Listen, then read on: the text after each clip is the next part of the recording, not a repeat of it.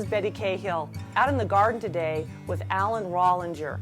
Al's a friend of mine, and he knows how to maintain tools. Teach us about some tools today and share your sharpening tips. This is your best friend in the garden. This is a bypass pruner. The blades slice and pass each other, giving you a nice, clean cut. The other type of pruner is the anvil pruner. When you press down, you actually squeeze the tissues and damage it.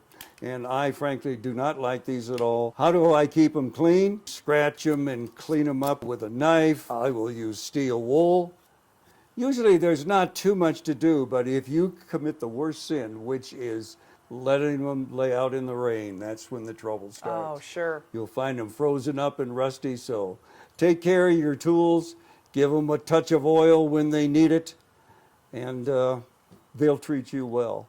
Sharpening, they've come along. I used to do a lot of it with a file, but they've come along with this neat little blade sharpener. Just as easy as that, you can put a good edge back on this. A lopper is really a pair of hand pruners on handles to give you more power when you're trying to cut a larger twig. Do the same thing. You just keep your blade sharp, you keep her tightened, and occasionally a little bit of oil might be good. This is a standard horticulture handsaw. This is made for reaching and cutting. It cuts on the pull, it does not cut on the push. It's harder and harder to find people who sharpen saws. So that's why companies will sell a replacement, and what you pay for a brand new blade is going to be much less than you'll pay to have someone do it if you can find them. Sure.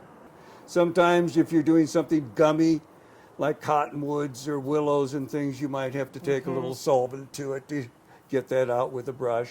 But take care of them, keep them sharp, and it makes the job a lot easier. Well, thank you for those insights. Thank you. And let's have a great gardening season. Yes.